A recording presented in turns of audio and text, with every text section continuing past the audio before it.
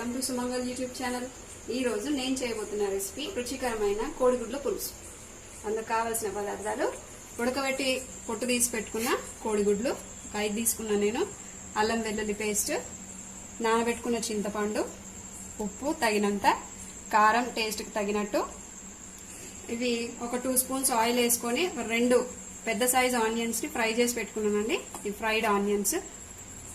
వేయించి పెట్టుకున్న dry roast చేసి పెట్టుకున్న పల్లీలు, ఇది కూడా డ్రై రోస్ట్ చేసి పెట్టుకున్న 1 స్పూన్ జీలకర్ర, 1/2 స్పూన్ మెంతులు, డ్రై రోస్ట్ చేసి పెట్టుకున్న ఎండు కొబ్బరి కొంచెం, 1 స్పూను పుట్నాలు, డ్రై రోస్ట్ చేసుకున్న ధనియాలు 1.5 స్పూన్, పొడుగుగా చీలి పెట్టుకున్న పచ్చిమిర్చి ముక్కలు, ఇంకా హోల్ గరం మసాలా సాజీరా, 4 లవంగాలు, 3 ఇలాచీలు, చిన్న దాల్చిని ముక్క, 4 మిరియాలు.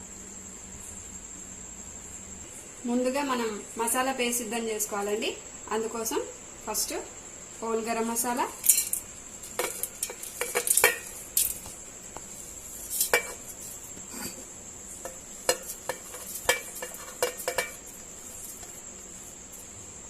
డ్రై రోస్ట్ చేసుకున్న జీలకర్ర మెంతులు,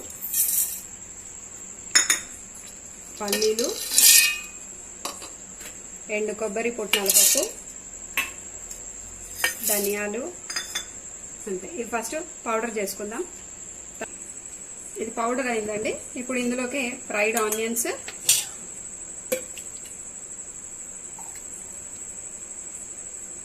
నానబెట్టుకున్న చింతపండు, ఇది ఒక పెద్ద నిమ్మకాయ సైజ్ అంతా తీసుకున్నానండి.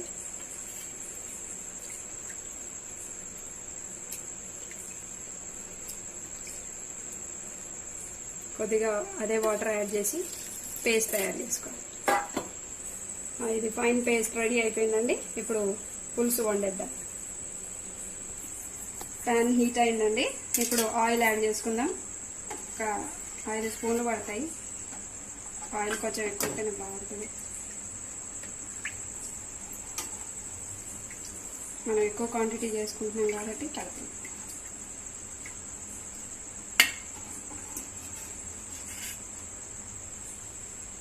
ఆయిల్ హీట్ అయిందండి. ఇప్పుడు జీలకర్ర ఆవాలు వేసుకోవాలి. 1.5 స్పూన్.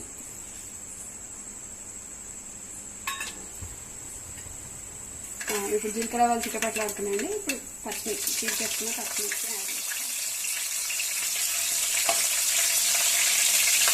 ఇప్పుడు ఇందులో కరివేపాకు యాడ్ చేసుకోవాలి. ఇప్పుడు 1.5 స్పూన్ అల్లం వెల్లుల్లి పేస్ట్ యాడ్ చేసుకోవాలి. దీన్ని పచ్చివాసన పోయేంత వరకు వేయించుకోవాలి.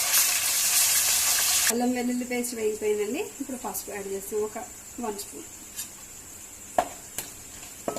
మనం ముందుగా ప్రిపేర్ చేసుకున్న మసాలా పేస్ట్ ఇందులో యాడ్ చేయాలి.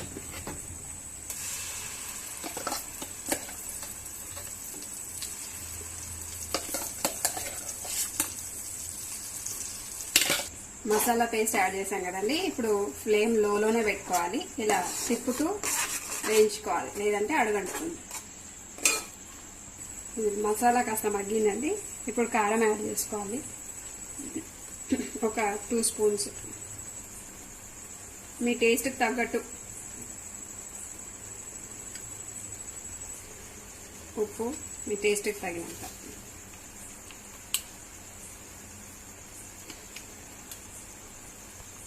బాగా కలుపుకోవాలండి.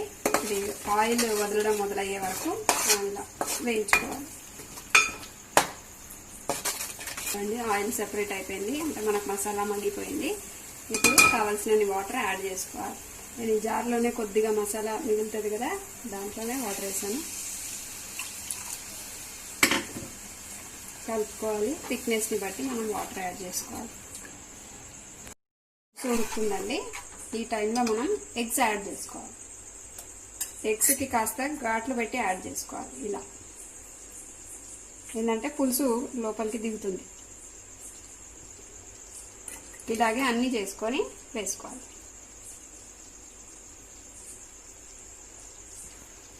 పులుసు ఉడికిపోయిందండి.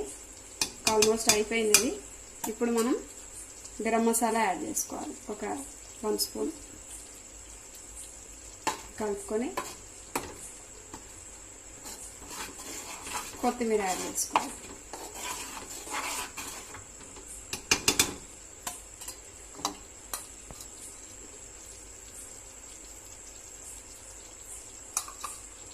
ఒక 1 మినిట్ అలా మగ్గనిచ్చి దింపేసుకోవాలి. అయిపోయిందండి, గుడ్ల పులుసు కుక్ అయిపోయింది. ఇప్పుడు స్టవ్ ఆఫ్ చేసుకొని డిష్ అవుట్ చేసుకోవాలి. గార్నిష్ చేసుకొని సర్వ్ చేసుకోవాలి. చెప్పండి, ఎంతో రుచికరమైన గుడ్ల పులుసు రెడీ అయిపోయింది.